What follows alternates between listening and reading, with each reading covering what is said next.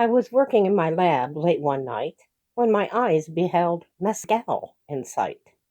So I took a cocktail shaker and added ice, then poured in Blanco tequila, 2 ounces to be precise.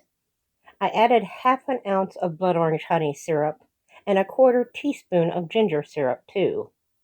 Then in went 3/4 ounce of fresh blood orange juice, and I shook it all together, syrups, juice, and booze. Into a graduated cylinder I poured it. Through the funnel it did ooze.